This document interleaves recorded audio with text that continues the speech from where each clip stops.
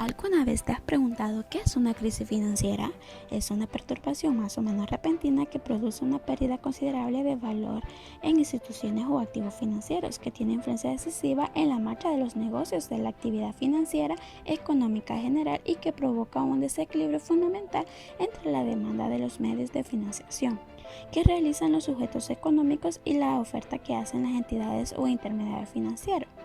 Puede estar asociada a problemas originales provocados en el sistema bancario, en los mercados de divisas, en las bolsas y cotización de las acciones, en las deudas públicas y en la capacidad de pago de uno o varios países. A partir del 2008, la mayor crisis económica después de la Gran Depresión de 1929, en el origen de ambos fenómenos podemos encontrar elementos similares, así como en sus consecuencias, entre las que se destacan por su profundo impacto social, el importante incremento del desempleo.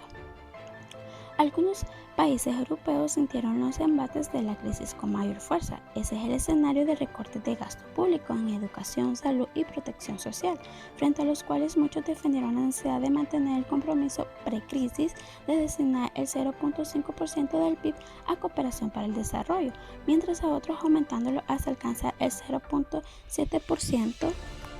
Contrario a lo que se puede deducir, los flujos de AOD no fueron reducidos durante y después de la crisis. Los compromisos se mantuvieron e incluso incrementaron después de la crisis del 2008. Esto puede suponerse debido a la alta interdependencia que existía y persiste entre los países del mundo. Si la periferia sufre daños irremediables en su desarrollo de economía, en un largo plazo afectaría al centro, pues son los países de la periferia el soporte que los países del centro poseen para ser determinados como tal. Entonces, ante la crisis puede entenderse que fuese de gran menester mantener a los países poco desarrollados a flote, y esto por ende significó mantener los compromisos previamente adquiridos con los países antes mencionados. En la comunidad internacional, se considera que la crisis global puede atribuirse en buena medida a los puntos débiles del sistema de gobernanza mundial, que no ha permitido detectar las vulnerabilidades financieras a tiempo. Hay que tener en cuenta que los países de bajos ingresos se han visto expuestos a las perturbaciones globales de una manera inédita, pues sus mercados se encuentran más integrados en la economía mundial que en décadas pasadas, principalmente a través de los flujos de comercio de inversión directa y de remesas. Sin embargo, con las vulnerabilidades desapadas por la crisis global, la comunidad internacional ha tomado conciencia de que urgía adaptar la cooperación financiera hacia estos países a los nuevos desafíos planteados, haciendo más flexible el apoyo financiero del FMI, incrementando la financiación concesional y rediseñando los instrumentos. Las presiones al proteccionismo aumentarán en la economía mundial si los desequilibrios globales no se reducen. Probablemente la financiación concesional y la ayuda oficial al desarrollo se reduzcan debido a las políticas de austeridad fiscal vigentes en los países donantes, o al menos se incrementará la inestabilidad de tales flujos a nivel multilateral y bilateral. Pretender que la eficacia de la ayuda incrementara en la medida en que aumente la disponibilidad de recursos financieros se antoja un poco inocente. Asumir tal premisa significaría, además, entender que el único elemento distorsionador de la eficacia de la ayuda es el presupuestario, lo cual es en sí mismo una falacia. Ante la crisis actual, ¿qué ha hecho Naciones Unidas? Antonio Guterres presentó un plan para afrontar el impacto socioeconómico de la pandemia del COVID-19, que incluye el establecimiento de un fondo mundial para apoyar a los países de renta media y baja. Apeló a la responsabilidad compartida y a la solidaridad mundial para hacer frente al impacto de la pandemia y llamó a la unidad para mitigar el golpe que está recibiendo la población. La divulgación del informe ocurrió precisamente después de que el Fondo Monetario Internacional anunciara que la economía mundial ha entrado en una etapa de recesión tan aguda o peor que la de 2009, que siguió a la crisis financiera global. Las perspectivas de crecimiento mundial, que para 2020 son negativas, se prevé como mínimo una recesión tan aguda como durante la crisis mundial o peor, pero esperamos una recuperación en 2021. Para llegar a este punto es fundamental que demos prioridad a la contención y al fortalecimiento de los sistemas sanitarios en todo el mundo. El impacto económico es y será grave, pero cuanto antes se logre frenar el virus, más rápida y vigorosa será la recuperación.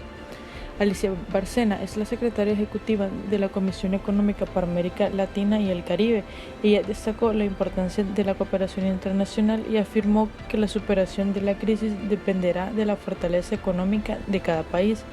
Por lo tanto, dadas las asimetrías entre los países desarrollados y en desarrollo, el papel de la ONU, el Fondo Monetario Internacional y el Banco Mundial será esencial para garantizar el acceso al financiamiento y sostener el gasto social y la actividad económica con medidas innovadoras. En conclusión, se toman dos posturas. La primera es que se creyó que el comportamiento de la AOD tendría una tendencia a disminuir si se tenía la idea que los países miembros del CAD tendrían que concentrarse en reparar sus economías y aplicar algún tipo de proteccionismo, es decir, salvarse a sí mismos. La segunda es que, contrario a lo que se creyó, los flujos de AOD no disminuyeron, sino que se mantuvieron e incluso aumentaron posteriormente. Esto se debe a que si los flujos disminuyen para los países menos adelantados, sus economías serían menos sostenibles, lo que a la larga también tiene repercusiones para los países más adelantados por la interdependencia del sistema internacional.